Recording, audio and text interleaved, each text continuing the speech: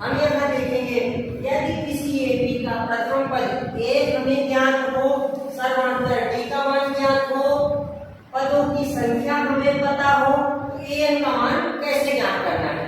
अभी हमने आपको बताया कि एन जब ये सब चीजें मुझे पता रहे, ए का मान पता रहे, डी का मान मुझे पता रहे और एन का मान पता रहे, तो एन का एक फॉर्मूला होता है, एन बराबर होता है ए प्लस एन माइनस 1 डी। ये फॉर्मूला होता है एन का मान ज्ञात करने के लिए। इससे हम एन का भी मान ज्ञात कर सकते हैं, ए का मान भी ज्ञात कर सकते हैं, एन का भी मान ज्ञात कर सकते हैं और डी का। लेकिन अभी हम यहाँ पे देख रहे हैं एन का मान कैसे ज्ञात करना है।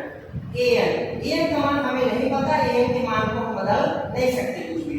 ए का मान हमें पता है, ए का मान जो दिया गया है वो 12 दिया गया है ब्रैकेट में। एन का मान हमें 7 दिया गया है, -1 लिखा है वही लिखा रहते हैं। डी का मान हमें 5 दिया गया है, हम ब्रैकेट में यहाँ डी का मान 5 रखेंगे।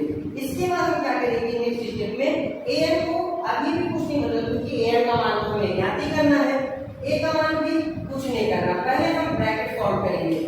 7 में 1 का माइनस होगा, कितना आएगा यहाँ पे 6 आएगा आपका, और ब्रैकेट में 5 लिखा हुआ है। एन बराबर यहाँ 12 है प्लस 6 और 5 दोनों ब्रैकेट में, इन दोनों का मल्टीप्लाई होगा।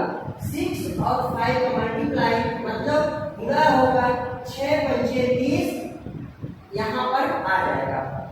अब एन बराबर 12 और 30 के बीच में किसका चिन्ह लगा हुआ है, प्लस का लगा हुआ है। ये दोनों का मान कितना हो जाएगा जुड़कर 42। एन का मान मुझे कितना मिल गया, 42 मिल गया।